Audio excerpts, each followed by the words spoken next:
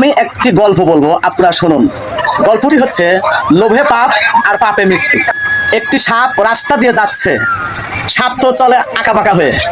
ব্যাঙটি সাপকে দেখে বলছে, বন্ধু তুমি রাস্তা দিয়ে আঁকাবাঁকা হয়ে চলো কে, সোজা হয়ে চলতে পারো না?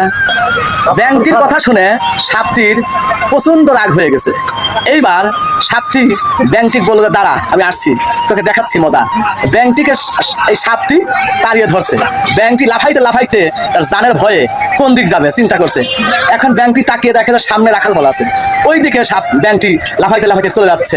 এবার সাপটি পিছন পিছন তাড়িয়ে চলে যাচ্ছে। রাখাল ফল তো কখনো ব্যাঙটাকে মারবে না।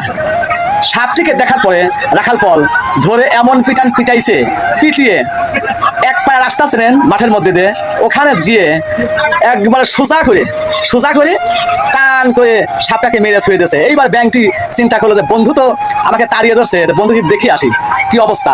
এবার ব্যাঙটি এসে দেখে যে বন্দুক মেরে এক পায়ে রাস্তার উপরে একদম সোজা করে টান করে থুয়ে দিয়েছে। তখন ব্যাঙটি সাপটাকে বলছে, বন্ধু আমি তো সেখন তখনই বললাম যে তুমি আঁকাবাঁকা হয়ে চলো কে, তুমি সেই সোজা হলে কখন? মৃত্যুর পর। তো সবাই আমরা যারা সবাই আছি একটু সোজা পথে চলার চেষ্টা করব। সবাই ভালো থাকবেন, সুস্থ থাকবেন, আমার জন্য দোয়া করবেন।